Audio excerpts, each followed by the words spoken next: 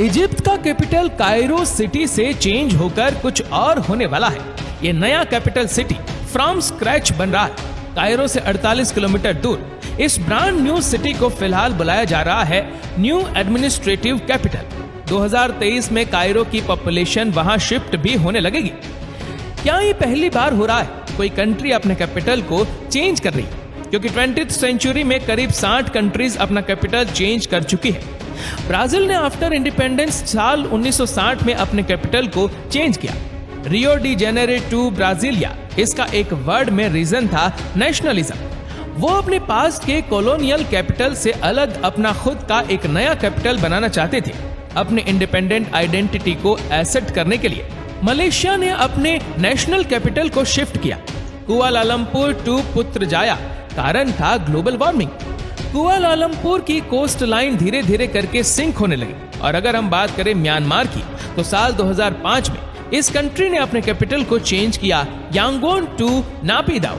Reason ये था कि यहाँ के डिक्टेटर ने ये शिफ्ट कराया क्योंकि एस्ट्रोलॉजी के मुताबिक ये करना उनकी गवर्नमेंट के लिए सही होता।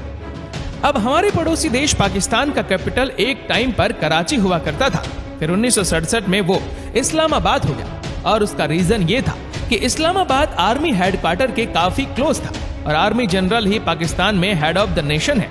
इसीलिए कैपिटल शिफ्टिंग ये कोई नई बात नहीं है। लेकिन इजिप्ट का ये करना आज के टाइम पे इसके पीछे क्या रीजन है, ये भी हमें थोड़ा जानना पड़ेगा। इजिप्ट के कायरो शहर में हो रहा है पॉपुलेशन एक्सप्लोजन, तो इसे समझने के लिए कायरो की पॉपुलेशन पर एक नजर डालते हैं। तो ये है इजिप्ट का बिगेस्ट सिटी और करंट कैपिटल कायरो। यहाँ का करंट पॉपुलेशन है 22 मिलियन, यानी करीब 2.2 करोड़। और 2017 में दुनिया का फास्टेस्ट ग्रोइंग सिटी था पॉपुलेशन के मामले में। और अगर आप गौर से देखोगे तो इजिप्ट की 100% पॉपुलेशन कायरो नाइल रिवर और नाइल डेल्टा के एरिया में ही रहती है। तो कायरो की डेंसिटी बढ़ के 52,237 पर स्क्वायर किलोमीटर है। कायरो में न लोगों के रहने की जगह है, न पॉपुलेशन के मूव होने की। कायरो में बनाए गए एडमिनिस्ट्रेटिव बिल्डिंग एक दूसरे से डिस्टेंस वाइज दूर है, तो पॉपुलेशन की वजह से एक जगह से दूसरी जगह पहुंचने में लोगों को दिक्कत होती है। इतना स्लो अगर गवर्नमेंट का काम होगा तो देश की तरक्की कैसे होगी?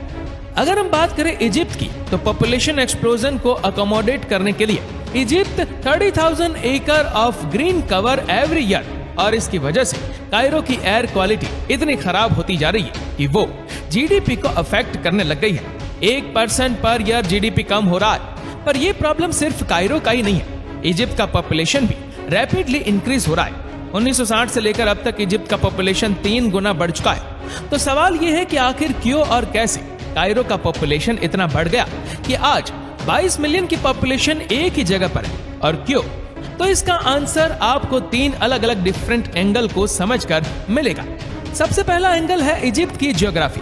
अगर हम इजिप्ट का लैंडस्केप देखें तो उसका 95% तो सहारा डेजर्ट है, जो कि बिल्कुल हैबिटेबल नहीं है, और बाकी का 5% नाइल नदी के आसपास है, और कायरो शहर भी इसी नदी के तट पर है। तो सभी इजिप्शियंस यहाँ मूव हो रहे हैं। अब आते हैं दूसरे एंगल पर, जो है हिस्ट्री। नाइल नदी 2 मेजर सी, मेडिटेरेनियन और रेड सी के करीब है, और इसी वजह से वो हमेशा ट्रेड फ्रंट भी रही है, क्योंकि इजिप्ट के पास गोल्ड था। इसलिए 13 और 16वीं सेंचुरी के बीच में गोल्ड से अट्रैक्ट होकर बहुत सारे मामलुक्स आए। ऑटोमन्स जो कि 16 से 19 सेंचुरी के बीच में आए, और ब्रिटिशर्स जो कि 19 से 20वीं सेंचुरी के बीच में आए, और ये सभी लोग मिलकर कायरो को एक्सपेंड करते हैं। और फिर 1922 में इजिप्ट के इंडिपेंडेंट के बाद और भी बड़ी तादाद में लोग कायरो में मूव होना शुरू हो गए, और देखते ही देखते कायरो में रहने लायक सारी जगह खत्म होने लगी। लेकिन फिर भी लोगों का वहां आना बंद नहीं हुआ, क्योंकि वो सब वहां पर स्लम्स बनाकर रहने लगे, और आज कायरो की 40% पॉपुलेशन इन स्लम्स में रहती है। किसी भी सिटी के कंडीशन वहां के प्रीवेलिंग पॉलिटिकल क्लाइमेट का भी रिजल्ट होता है। एंड तीसरा एंगल है पॉलिटिक्स।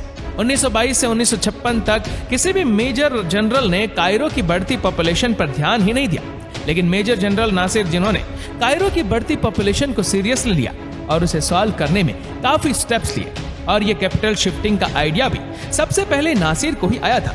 उनका ड्रीम प्लान था एक हाईली मॉडर्नाइज्ड कैपिटल सिटी बनाना, जिसका नाम होगा नश्र सिटी। इसके लिए उन्होंने वहां government building, residency, market places, regional places सब रेडी होकर खड़े भी हो गए। सब कुछ रेडी तो था, लेकिन लोग ही यहाँ आने के लिए रेडी नहीं थे, क्योंकि ये एडवर्टाइजमेंट है नश्र सिटी में बने एक अपार्टमेंट का। यहाँ 2 BHK फ्लैट का प्राइस है अराउंड 2320 इजिप्शियन पाउंड और 3 BHK फ्लैट का प्राइस है अराउंड 3305 इजिप्शियन पाउंड। उस टाइम पे एक एवरेज इजिप्शियंस की सैलरी ही 17 से 20 इजिप्शियन पाउंड थी। हाउसिंग रेट इतने हाई थे कि इजिप्शियंस उसे अफोर्ड ही नहीं कर पाते थे, इसलिए बिना वर्कफोर्स के कैपिटल रन कैसे करेगा, इसलिए ये प्लान फेल हो गया। लेकिन इनकी बात जब कर्नल अनवर सादात का रेजिम आया, उन्होंने कैपिटल तो मूव नहीं किया, पर 8 नए डेजर्ट सिटी बनाई, यानी डेजर्ट को ही 8 लग्जरियस सिटी में कन्वर्ट किया, जिससे कि कायरो में कंजक्शंस कम हो सके। पर ऐसा फिर भी नहीं हुआ, क्योंकि सादात ने भी वही गलती की जो नासिर ने की थी। इन डेजर्ट में फैंसी हाउसिंग तो थे, लेकिन उसका प्राइस ज्यादा था और वहां का पब्लिक ट्रांसपोर्ट भी हाई था, और डेजर्ट सिटी का रिजल्ट भी 80% से ज्यादा अनऑक्यूपाइड रहा। कायरो और पूरे इजिप्ट के लिविंग कंडीशंस बिगड़ते गए। Unemployment, low wages, food shortages, बढ़ते food prices, inflation, energy crisis, ऊपर से मिलिट्री रूल था, तो freedom of speech, freedom of press भी छीन लिया गया। और 2010 आते आते पूरे इजिप्ट में शुरू हो गए लार्ज स्केल पर पब्लिक प्रोटेस्ट, और फाइनली फास्ट फॉरवर्ड 2014 में इजिप्ट को एक stable ruler general Abdel Fattah al Sisi मिला। सीसी ने इजिप्ट में इन्फ्लेशन, एनर्जी क्राइसिस जैसे बहुत सारे इश्यूज को सॉल्व करने के लिए बहुत सारे रिफॉर्म लाए, जो इजिप्ट की जनता ने पॉजिटिवली रिसीव किया है, और इन्होंने ही इजिप्ट के कैपिटल सिटी को शिफ्ट करने का लैंडमार्क डिसीजन लिया है। सीसी का dream city, the new administrative capital, एक स्मार्ट और मॉडर्न सिटी होगा। लोकेशन कायरो और सुएज कैनाल के बीच होगा। एरिया 700 स्क्वायर किलोमीटर, यानी approximately the size of Singapore. इसमें होंगे 20 sky scrapers, 80 floor iconic tower, जो अफ्रीका की टॉलेस्ट बिल्डिंग बनेगी। नंबर ऑफ डेडिकेटेड डिस्ट्रिक्ट है 25। ये डिस्ट्रिक्ट्स स्पेशली एडमिनिस्ट्रेशंस, डिफेंस और बिजनेस के लिए डेडिकेटेड होंगे, और कायरो के मिस्टेक्स यहाँ पर रिपीट ना हो, इसलिए एडमिनिस्ट्रेटिव डिस्ट्रिक्ट में सारे डिपार्टमेंट एक दूसरे से करीब रहेंगे, जैसे कि गवर्नमेंट बिल्डिंग इन वाशिंगटन, और सबसे स्ट्राइकिंग पार्ट होगा इजिप्ट का military headquarter, Egyptians military of defence, जो the largest defence complex in the world होगा। इरिगेशन की बात करें तो यहाँ पर ग्रीन रिवर पार्क होगा, जो न्यूयॉर्क के सेंट्रल पार्क से 2 गुना बड़ा होगा। एक थीम पार्क होगा जो डिज्नीलैंड से 4 गुना बड़ा होगा। एक 10 स्क्वायर किलोमीटर जितना बड़ा स्पेशल एंटरटेनमेंट डिस्ट्रिक्ट होगा, जिसमें होटल्स, रिसोर्ट, प्लेनेटेरियम, म्यूजियम और स्पोर्ट्स स्टेडियम भी होंगे।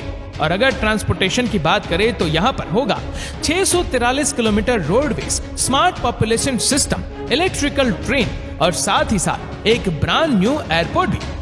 आपको क्या लगता है कि कहीं इजिप्ट अपनी पहले की गलती तो नहीं दोहरा देगा, जहां पर एक सिटी तो बनवा दिया, लेकिन आम नागरिक उसको अफोर्ड कैसे करेंगे? इस प्रॉब्लम को सॉल्व करने के लिए क्या स्टेप्स और स्ट्रेटजी लिए जाएंगे, इस पर अभी तक खुलकर बात नहीं की गई है, लेकिन इसके बारे में उन्होंने जरूर सोचा होगा। अब यहाँ पर एक और इंटरेस्टिंग बात आती है कि बड़ी बड़ी बिल्डिंग तो कहीं पर भी बन सकती है, लेकिन एक कैपिटल सिटी की हिस्ट्री, हेरिटेज, पॉलिटिक्स और कल्चर, ये सारी चीजें जो उसे वैल्यू देती है, क्या उसे भी किसी नए सिटी में ट्रांसफर किया जा सकता है?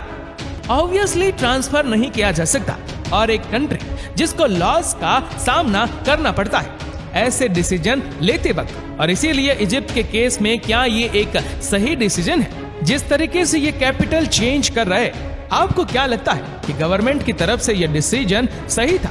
हमें नीचे कमेंट करके जरूर बताएगा। और अगर आपको वीडियो अच्छा लगा हो तो इस वीडियो को लाइक करेगा, शेयर करेगा ज्यादा से ज्यादा लोगों तक, और ऐसे ही और भी रोचक जानकारियों के लिए सब्सक्राइब करें हमारे YouTube चैनल को, और Facebook पर फॉलो करें हमारे पेज को।